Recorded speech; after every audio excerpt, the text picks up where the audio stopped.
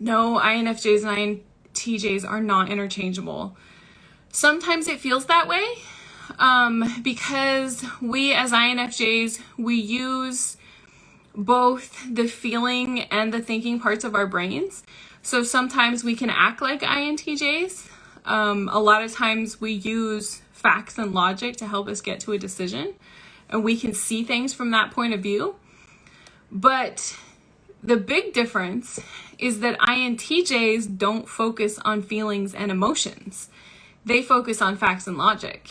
And really, where this really comes down to where the rubber meets the road is how you make decisions. That's what decides whether you are a feeling type or a thinking type. So you go back to the last decision that you made that was like a really, really big decision. For me, the biggest decision that I can think of came from when I moved to Boston. Before I was thinking about moving to Boston, I had never been here. I had only seen pictures, seen videos, heard people talk about it, but I had never been here. And I knew that I wanted to move to the East Coast. I love the ocean, and Boston is right on the ocean. So I was like, yeah, that sounds like a good idea. I like colder weather too, so that seems better than like anywhere south of there. And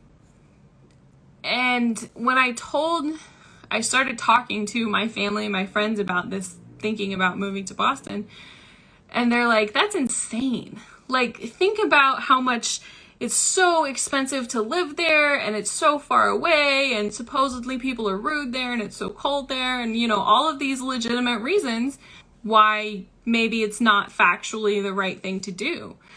But the reason that I decided to move was because it felt like the right decision to me. It felt like the right thing to do. It felt like this is what I should do. So when I tell people that, a lot of people look at me like I have two heads. Like, really? You moved to one of the most expensive places in the United States without an apartment, on an airplane, like without even bringing your car, just because you got a job and that felt like a good decision to you? And I was like, yeah, I knew in my heart and my soul that this is where I was supposed to be. There was something telling me that this is what I was supposed to do. And whether you want to call that intuition, whether you want to call it a higher power, whatever it is, I knew that was what I was supposed to do. I made that decision based on how I felt, not based on facts and logic.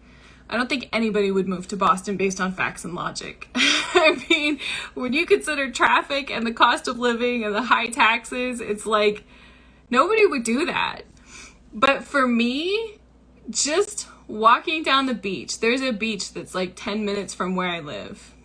Walking down the beach, feeling the salt air, you know, the saltwater air, listening to the waves crash against the shore, that's everything to me. I mean, I would pay twice as much to live here. Not that I want to, but I would. It's just because of that. I mean, that feels like soul food for me. It makes everything feel like it's right in the world again.